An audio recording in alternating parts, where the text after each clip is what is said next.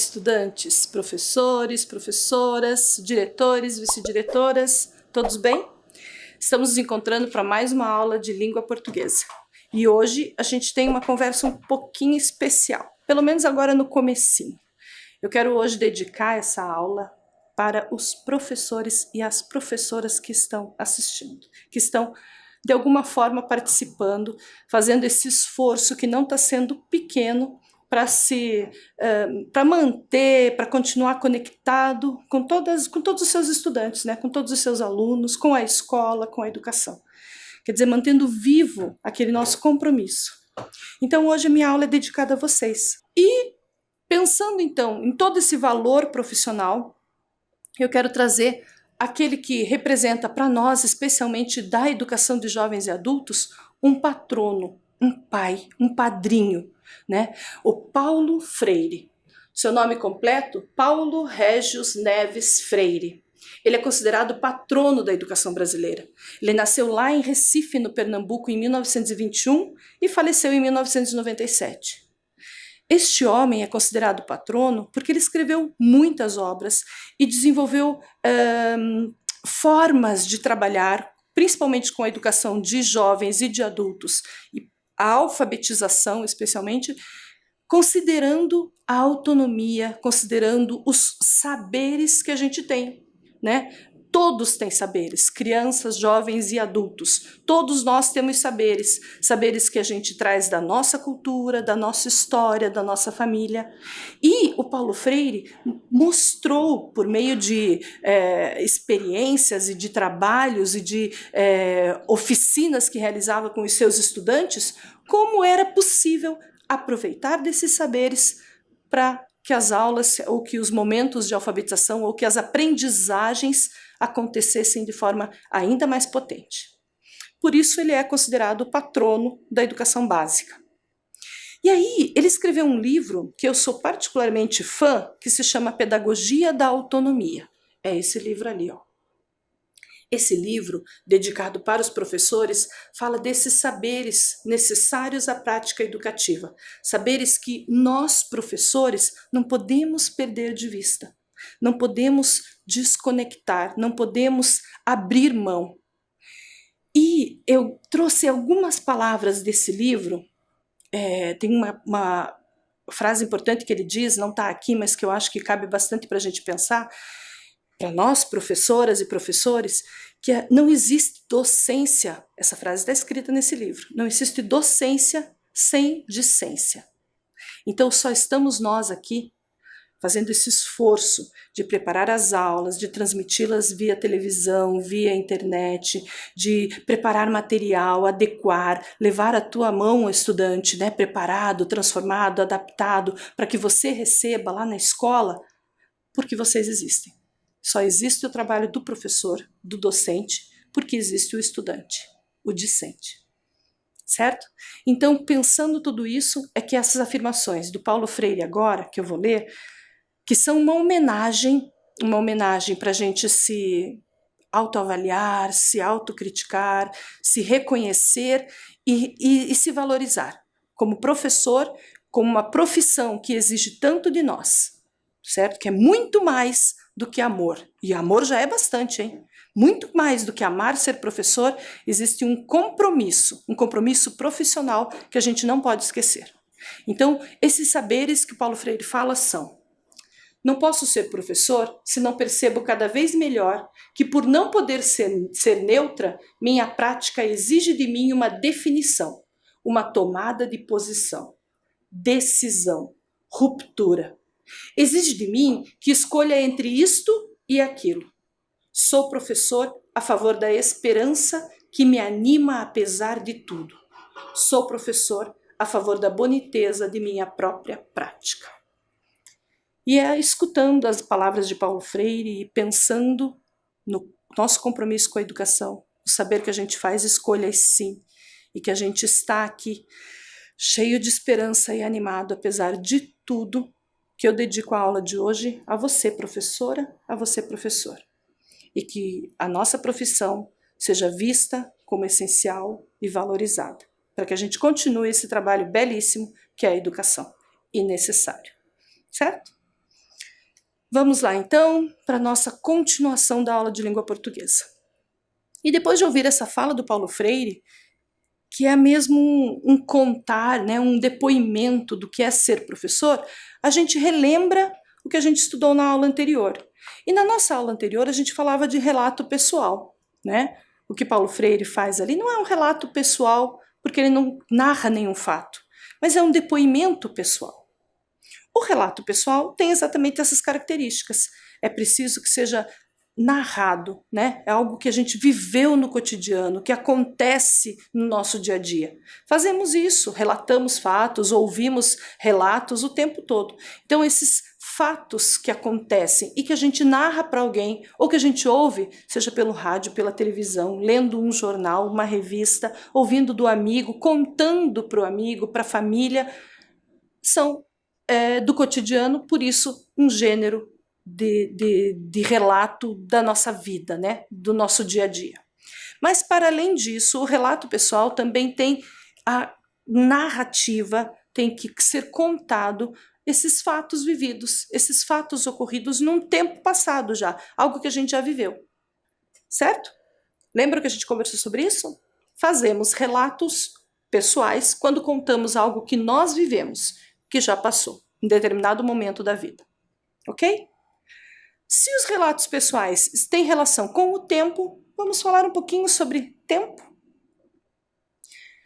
A palavra tempo aqui está sendo colocada ainda como título de um poema. Então nós vamos apreciar a ideia de tempo pensando sobre este poema, ok? O poema é de autoria de Mário Quintana. Mário Quintana é esse escritor aqui, ó. Além de poemas, ele escrevia contos também, porque é um jornalista, né? Ele era um jornalista.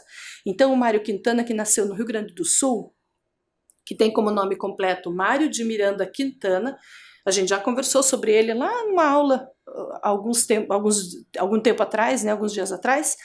Ele nasceu na cidade de Alegrete no ano de 1906 e faleceu no ano de 1994. E ele gostava muito de colocar um toque de poesia nos seus poemas, desculpa, de poesia não, um toque de filosofia nas suas poesias. Eram poesias que faziam a gente pensar, fazem até hoje, né? Então eu trouxe esta poesia em especial, este poema, que se chama O Tempo, escrito por Mário Quintana. Vamos refletir sobre o que ele diz? Depois a gente conversa. A vida é o dever que nós trouxemos para fazer em casa. Quando se vê, já são 6 horas. Quando se vê, já é sexta-feira. Quando se vê, já é Natal. Quando se vê, já terminou o ano. Quando se vê, perdemos o amor da nossa vida. Quando se vê, passaram 50 anos. Agora é tarde demais para ser reprovado. Se me fosse dado um dia, outra oportunidade, eu nem olhava o relógio. Seguiria sempre em frente e iria jogando pelo caminho a casca dourada e inútil das horas. Seguraria o amor que está à minha frente e diria que eu o amo. E tem mais. Não deixe de fazer aquilo de que gosta devido à falta de tempo. Não deixe de ter pessoas ao seu lado por puro medo de ser feliz. A única falta que terá será a desse tempo que, infelizmente, nunca mais voltará. E assim encerra o poema. Perceberam?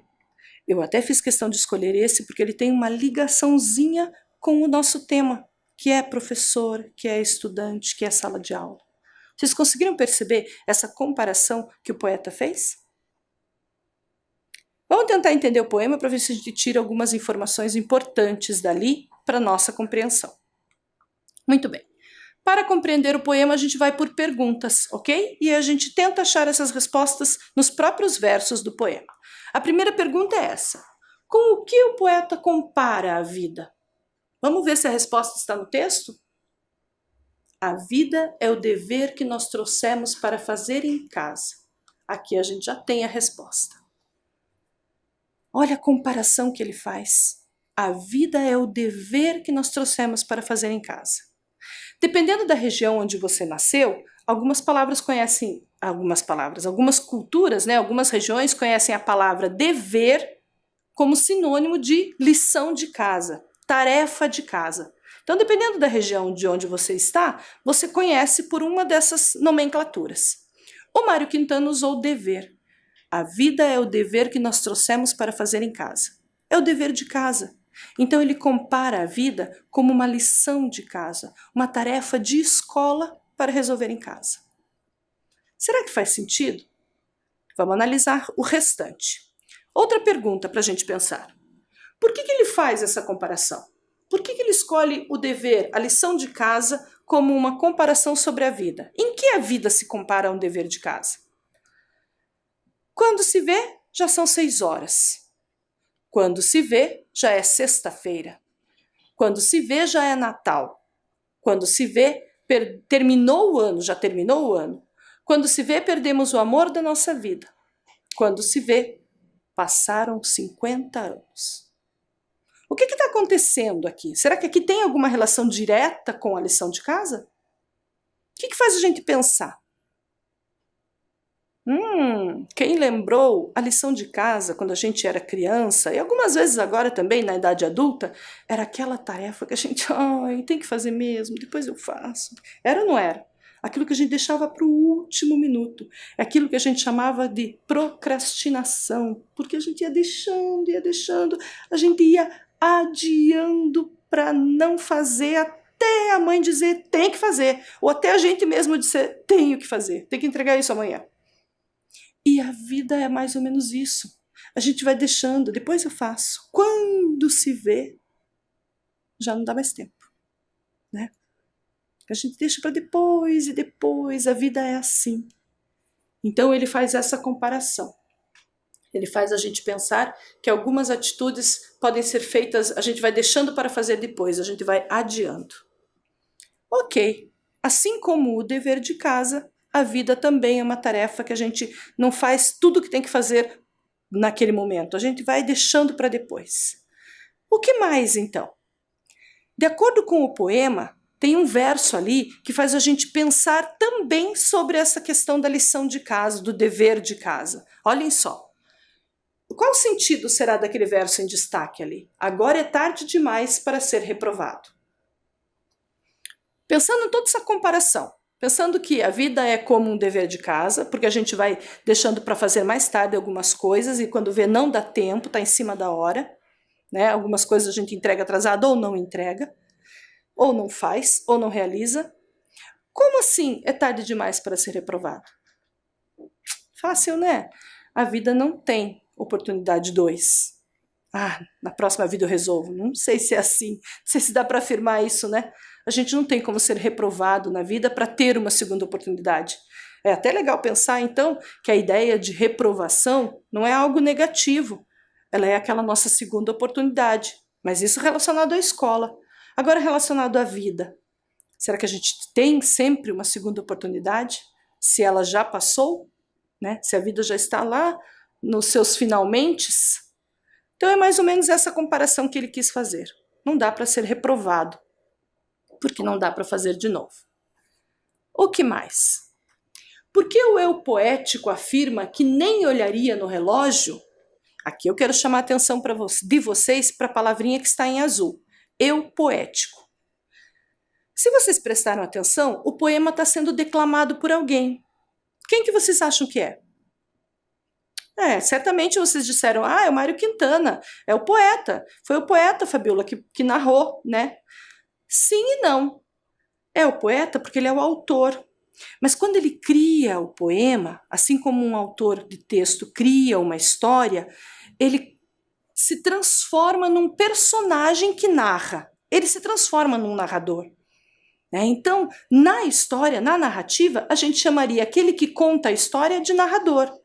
No poema, que não é uma narrativa, é um poema, a gente tem que chamar essa pessoa que conta o poema como eu poético. Então era só isso, por isso que eu coloquei em destaque ali, para te explicar isso, certo? Então quem está contando o poema é o eu poético. Mas neste poema em especial, o eu poético diz, se me fosse dado um dia, outra oportunidade, eu nem olhava o relógio. Por que será que ele nem olharia o relógio? Que relação tem com tudo que a gente conversou até agora? Que relação tem com deixar para depois, não querer fazer, e estar, né, deixando para mais tarde, adiando, não ter outra oportunidade. Por que será que ele nem olharia o relógio? Simples. Você deve ter pensado que é justamente porque é o relógio que marca o nosso controle. Olha lá, ó. O relógio representa o tempo controlado. O relógio foi criado para controlar o tempo mesmo, para calcular lá quanto tempo dá 60 segundos, o que eu tenho que fazer dentro desse tempo. Então o relógio é um limitador, né? A gente tem tanto tempo para fazer. Só que o relógio também representa todo o controle do tempo, o controle do calendário, que também é um tempo que a gente marcou como controle. E os anos vão passando, assim como as horas. Então, quando o eu poético diz, se me fosse dado um dia, outra oportunidade, eu nem olharia o relógio, nem olhava para o relógio. É porque ele ia aproveitar o tempo sem o controle das horas, ou dos dias, ou das datas. Certo? Seria uma nova vida, uma nova chance de aproveitar bem todo esse tempo, que é o nome do poema. Ok? Pensando então nesse entendimento, que eu acho que foi tranquilo, né? A gente conseguiu perceber o que o poeta quis transmitir de mensagem pelo seu poema O Tempo, e pensando também no que a gente conversou sobre relato pessoal, que utilizava algumas palavras que marcavam esse tempo, a gente vai conversar sobre isso. Vou chamar a sua atenção agora para algumas dessas palavras. São palavras que apareceram no poema, mas que também podem aparecer em relato pessoal. Palavras como essas aqui, ó. Quando, já, agora, tarde, sempre e nunca. Observando essas palavras do poema, preste atenção nelas. Vou continuar com elas na tela, olha lá. Quando, já, agora, tarde, sempre e nunca. Para que a gente usaria essas palavras? Essas palavras são utilizadas para expressar o quê? Daquelas 3 opções, o que você marcaria? Lugar, tempo ou situação? Essa é uma questão facílima, porque o próprio poema já nos dava a pista. Usamos essas palavras para marcar, expressar, indicar um tempo, certo? Cada uma dá uma noção de tempo. Algo que está acontecendo, algo que vai acontecer, algo que já passou, algo que é contínuo, algo que não acontece. Ela marca o tempo da narrativa que eu estou fazendo, do fato que eu estou narrando. Certo? Ok. E essas palavras apareceram no poema. Vamos identificar lá, ó. A vida é o dever que nós trouxemos para fazer em casa. Quando se vê, já são 6 horas. E aí, como uma característica do texto poético, que eu já mostrei para vocês também numa aula passada, essas palavras podem ser repetidas.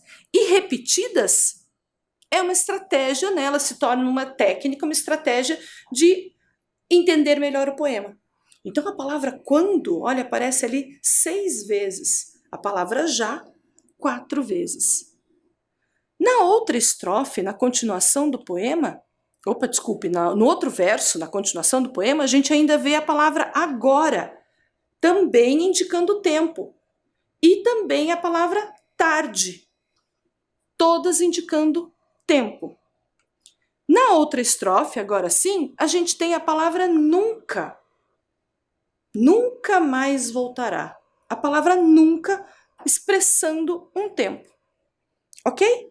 Então essas palavras que a gente identificou no poema são palavras que marcam um tempo quando eu descrevo uma situação, quando eu narro um fato, seja escrevendo ele, seja contando oralmente.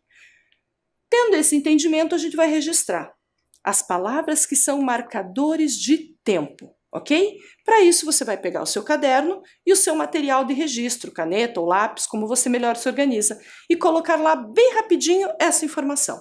Marcadores de tempo são as palavras que expressam a ordem dos acontecimentos na narrativa. Vamos lá? Um tempinho.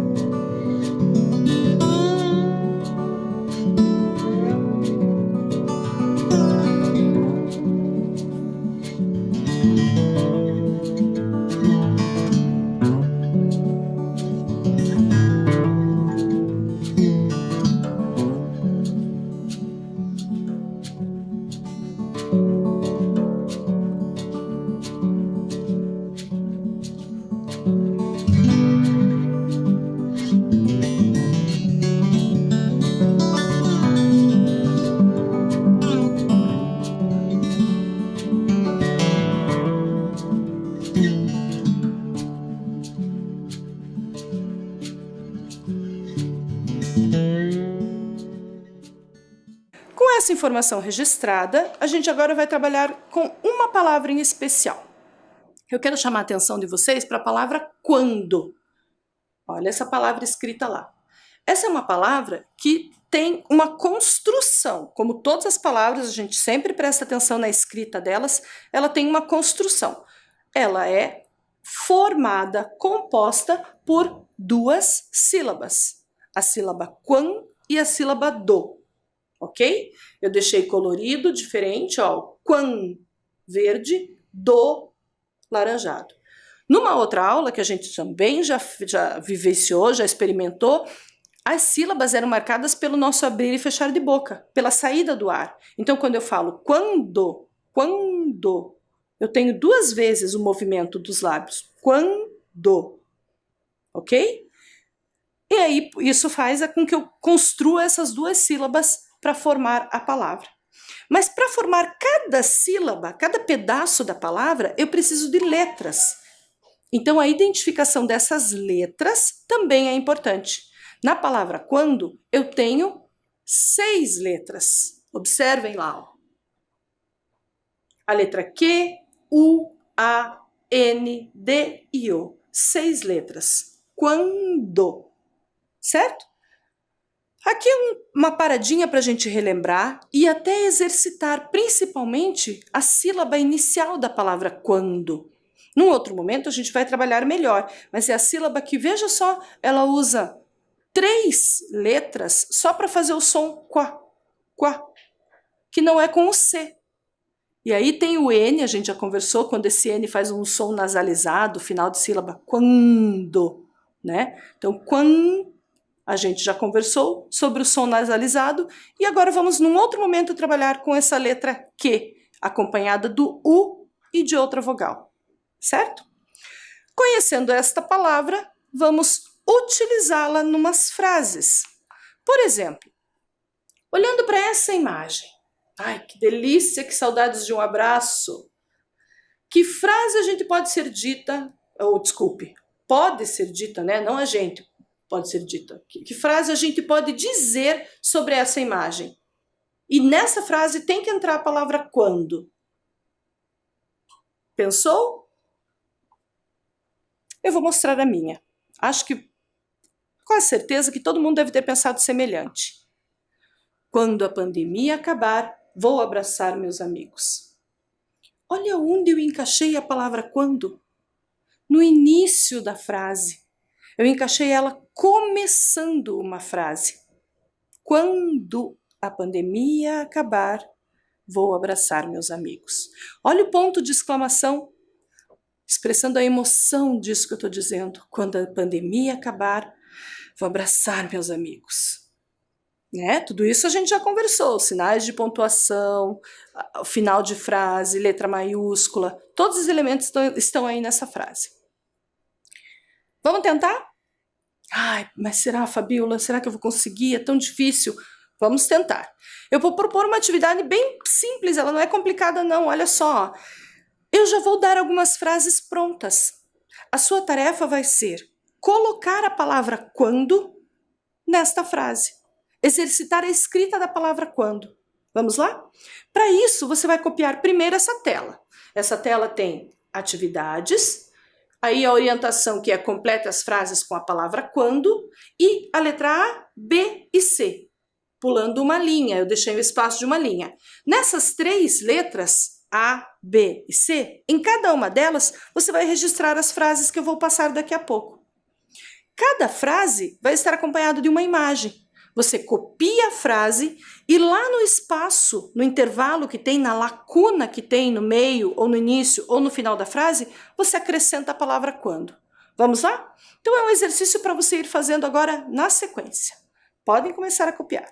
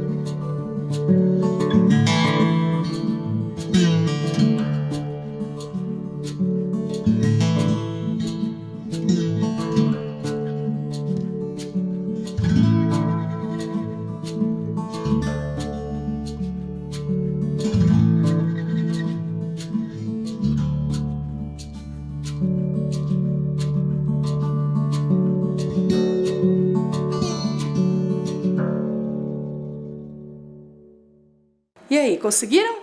Simples, né? Tranquilo. Era só encaixar a palavra quando no início ou no meio dessas 3 frases. Agora eu vou propor uma nova atividade. Nessa atividade, você vai acrescentar outras palavras nas frases. Aí você vai ter que fazer essa análise. Onde será que encaixa? De acordo com o contexto, que é a imagem. A imagem é o contexto que eu estou te dando, a situação para você imaginar, ok? Nessas frases, então, você vai completar a palavra agora, já e nunca. Uma vez em cada frase, tá? Dá certinho. Vamos lá? Tempinho para copiar.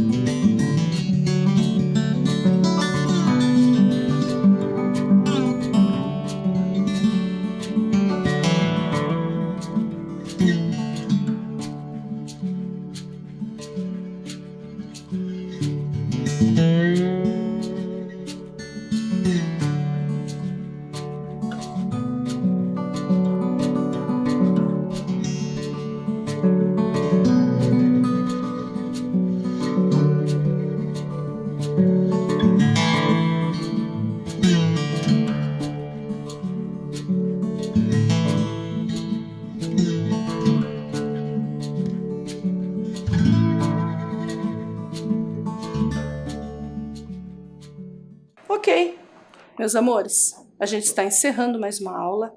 Espero que vocês tenham aproveitado. Qualquer dúvida, encaminhem para a professora, peçam ajuda e a gente fica por aqui. Até breve.